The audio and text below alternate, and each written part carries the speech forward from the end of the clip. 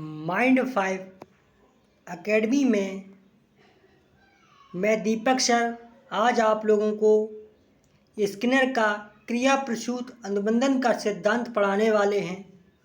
तो आप लोग माइंड 5 एकेडमी चैनल को सब्सक्राइब कीजिए।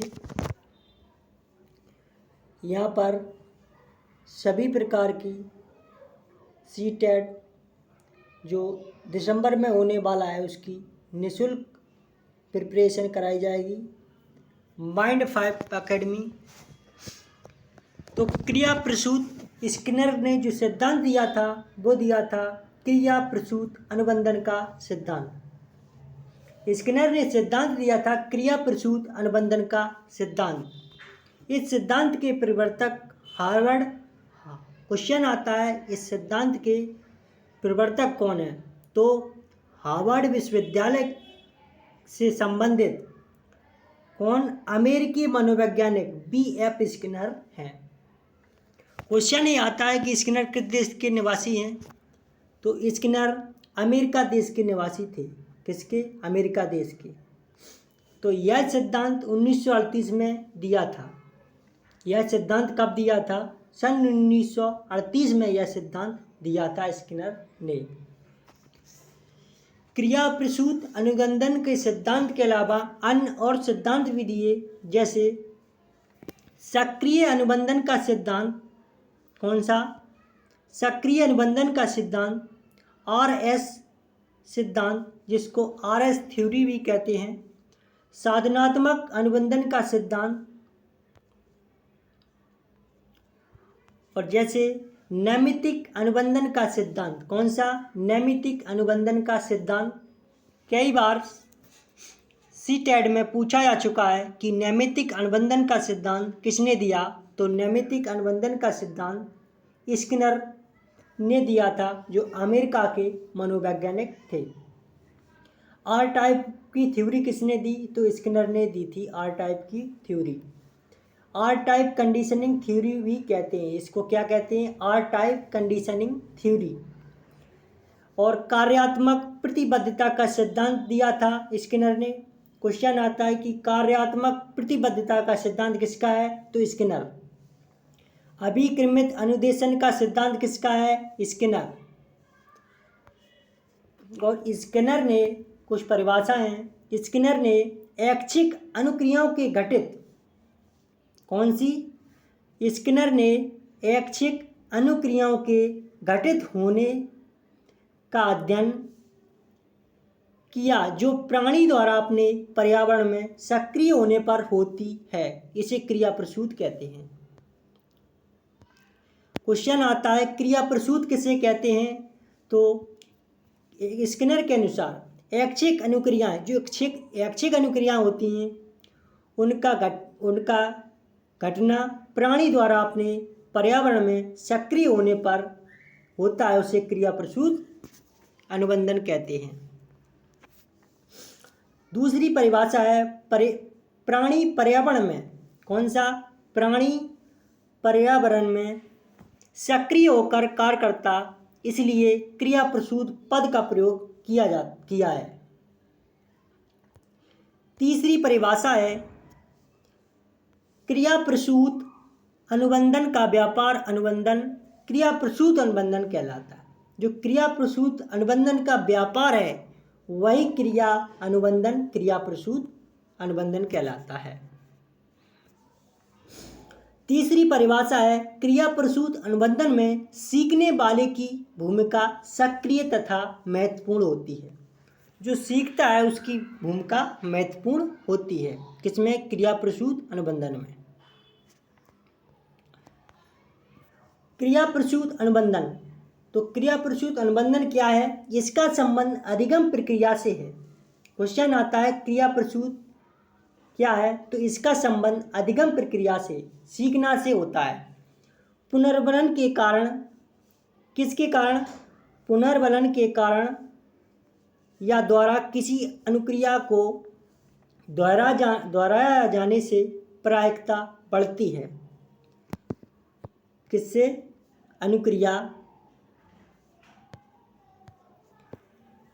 अनुक्रिया को दोहराए जाने से प्रायिकता बढ़ाई जाती है और पुनर्बलन से प्रेरित होने वाले व्यवहार को क्रिया प्रसूत कहते हैं। क्रिया प्रसूत अनुबंधन। तो क्रिया प्रसूत अधिगम सिद्धांत का प्रमुख आधार क्या है? क्वेश्चन आता है क्रिया प्रसूत अनुबंधन का प्रमुख आधार क्या है? तो यह थॉर्नडाइक द्वारा प्रतिपादित प्रभाव के नियम पर आधारित है। किसके? थॉर्नडाइक द्वारा प्रतिपादित प्रभाव का नियम पर आधारित है क्रिया प्रसूत अनुबंधन। स्किनर ने प्रथम प्रयोग 1938 में किया था। 1938 में किया था। किस पर किया था? चूहे पर। सबसे ज़्यादा ये क्वेश्चन पूछा जाता है कि स्किनर ने किस पर प्रयोग किया? तो स्किनर ने चूहे पर किया था। भूखा चूहा था और ये कब किया था? सन 1938 में यह प्रयोग किया था। बार बार प्रोसेसिंग ऑपरेटर बॉक्स में बंद कर दिया। चूहे को एक प्रोसेसिंग बॉक्स में बंद कर दिया और प्रारंभ में चूहा इधर उधर घूमता रहता है। इन्हीं गतिविधि में बॉक्स लीवर दब गया। घंटी की आवाज़ के उपरांत भोजन तस्करी में भोजन का टुकड़ा आ गया। क्या भोजन को देखकर खा लेता है? चूहा लीवर दबाकर भोजन गिराना सीख गया। यह प्रथम प्रयोग था स्किनर का। क्वेश्चन आता है स्किनर ने प्रथम प्रयोग किस पर किया? तो चूहे पर। कब किया? 1938 में। चूहा कैसा था? भूखा। दूसरा प्रयोग स्किनर का द्वितीय प्रयोग था कबूतर पर। इस क्वेश्चन आता है कि स्किनर ने दूसरा प्रयोग किस पर किया? तो कबूतर पर किया था। कब किया? सन 1943 में किया था कबूतर पर। स्किनर ने कबूतर बॉक्स नामक एक उपकरण तैयार किया। कौन सा उपकरण? कबूतर बॉक्स नामक एक उपकरण तैयार किया जिसमें कबूतर अपनी सूंड के द्वारा बॉक्स में लगी एक कुंजी पर चोंच मारता है और कुंजी को दबाता तथा भोजन का दाना प्राप्त कर लेता है। कबूतर क्रिया प्रसूत पर ऐसी अधिगम प्रक्रिया से है जिसमें क्रिया प्रसूत पर ऐसी अधिगम प्रक्रिया से है जिसमें पुनर्बलन के द्वारा अनुक्रिया द्वारा एडिट आने की प्रायिकता बढ़ाई जाती है।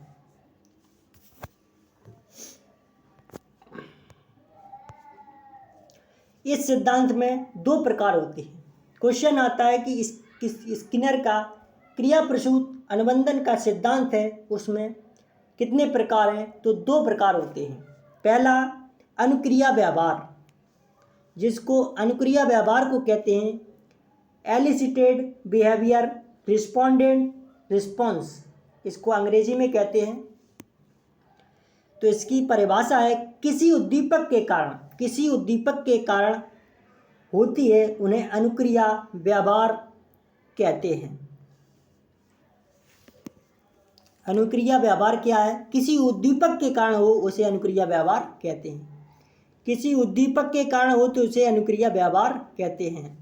उदाहरण है पिन चुभने पर हाथ हटा लेना या खाना दिखने पर लार टपकाना, ये इसके उदाहरण हैं। दूसरा है क्रिया प्रसूत व्यवहार, तो इसको कहते हैं ऑपरेंट बिहेवियर, अंग्रेजी में कहते हैं ऑपरेंट बिहेवियर, क्रिया प्रसूत व्यवहार। इसको अनुक्रिया स्वेच्छा से होती है। अनुक्रिया किसके द्वारा? स्वेच्छा से होती है, बिना उद्दीपक के उसे क्रिया प्रसूत कहते हैं। इसका उदाहरण है बच्चे द्वारा खिलौने से खेलना। किसके द्वारा? बच्चे द्वारा खिलौने से खेलना। पुनर्बलन कितने प्रकार का होता है? तो पुनर्बलन 4 प्रकार का होता है। कितने प्रकार का? क्वेश्चन आता है कि पुनर्बलन कितने प्रकार का होता है? तो पुनर्बलन 4 प्रकार का होता है। पहला सतत पुनर्बलन, यह लगातार पुनर्बलन होता रहता है, इसको सतत पुनर्बलन कहते हैं। दूसरा है आंशिक पुनर्बलन। दूसरा कौन सा? आंशिक पुनर्बलन। यह कभी पुनर्बलन होता है और कभी नहीं होता है, इसको कहते हैं आंशिक पुनर्बलन। तीसरा है अनुपात पुनर्बलन। यह कार्य के अनुपात में पुनर्बलन होता है।